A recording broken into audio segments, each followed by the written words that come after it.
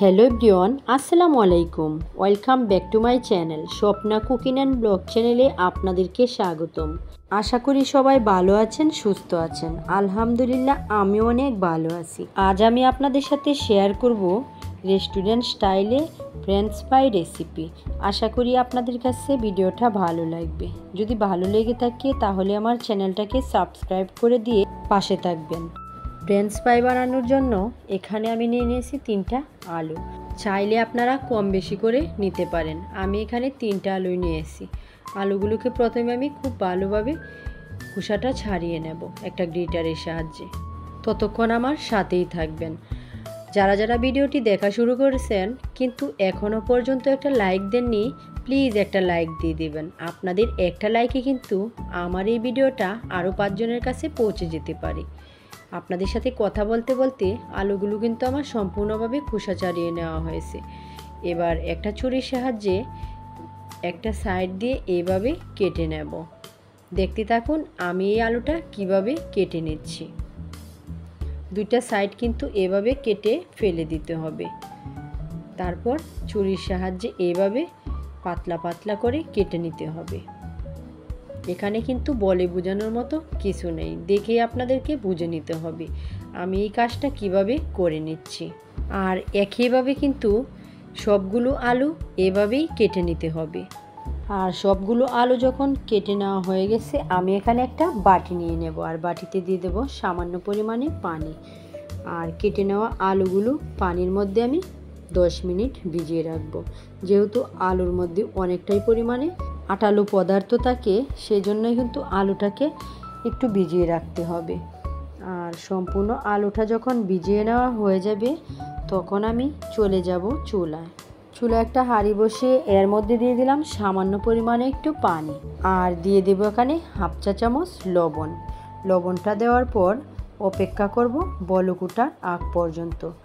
যখনই দেখবেন যে এই পানির মধ্যে অল্প পরিমাণে বলক উঠে আসছে তখনই কিন্তু এই আলুগুলো দিয়ে দিতে হবে। কেটে রাখা আলুগুলো দিয়ে আমি এখানে জাস্ট শুধু 2 মিনিটের জন্য একটু জাল করে নেব। এখানে কিন্তু সম্পূর্ণভাবে আলুটাকে জাল করে নেওয়া যাবে না, তাহলে কিন্তু ফ্রেঞ্চ ফ্রাইগুলো যখন ভাজতে যাবেন তখন কিন্তু ভেঙে যেতে পারে। সেই জন্যই যখন দেখবেন যে এখানে 2 মিনিট অন্তর জাল করা হয়ে গেছে তখনই কিন্তু এই আলুগুলো নামিয়ে নিতে হবে। আলুগুলোকে আমি নামিয়ে নিচ্ছি। নামিয়ে একটা ছাঁকনিতে রেখে দেব 5 মিনিটের জন্য, যাতে করে পানিটা খুব সুন্দরভাবে ঝরে যায়। তারপর একটা প্লেটের উপর একটা টিস্যু পেপার বিছিয়ে দেব, দিয়ে আলুগুলোকে এভাবে ছড়িয়ে দেব। আর খুব সুন্দরভাবে পানিটা এইভাবে জড়িয়ে নেব। টিস্যু পেপারের উপর এইভাবে 5 মিনিট রেখে দেওয়ার পর দেখতেই পাচ্ছেন পানিটা খুব সুন্দরভাবে ঝরে গেছে। আর চুলায় একটা প্যান বসিয়ে দিয়েছি, এর মধ্যে দিয়ে দিলাম পরিমাণ মতো তেল। তেলটা যখন হালকা একটু গরম হয়ে আসবে তখন কিন্তু হাফ সিদ্ধ করা আলুগুলো দিয়ে দিতে হবে। আর দেখে নিশ্চয়ই বুঝতে পারছেন তেলটা আমি কতটুকু পরিমাণে গরম করে আলুগুলো দিয়েছি। আর খুব সময় ধরে কিন্তু এই আলুগুলোকে একটু ভেজে নিতে হবে।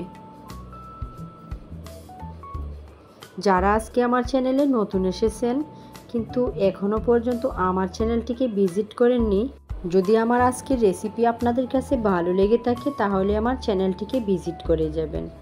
আর যারা যারা এই কাজটা করে রেখেছেন তাদেরকে তো অসংখ্য অসংখ্য ধন্যবাদ। খুব সুন্দরভাবে আমি আলুগুলোকে হালকা আছে ভেজে নিচ্ছি। আর এইভাবে কিন্তু আমার 10 মিনিট সময় লেগেছিল আলুগুলো ভেজে নেওয়ার জন্য। দেখতেই পাচ্ছেন আলুগুলো কিন্তু আস্তে আস্তে কালারটা সোনালি কালার হয়ে আসছে। আর এই সোনালি কালার হয়ে আসলে কিন্তু আলুগুলো আমি নামিয়ে নেব। নামিয়ে একটা প্লেটের উপর টিস্যু পেপার বিছিয়ে এর মধ্যে আমি রেখে দেব 5 মিনিটের জন্য। আর এর মধ্যে কিন্তু একটু গরম থাকা অবস্থায় কিন্তু সামান্য পরিমাণে একটু লবণ দিয়ে দেবেন, তাহলে কিন্তু এটা খেতে অনেকটাই টেস্ট হয়। চেষ্টা করেছি ফ্রেঞ্চ ফ্রাই রেসিপিটা খুব সহজভাবে আপনাদের সাথে শেয়ার করার জন্য। ইচ্ছে করলেই কিন্তু এই রেসিপিটা আপনারা বাসায় বাচ্চাদেরকে বানিয়ে দিতে পারেন।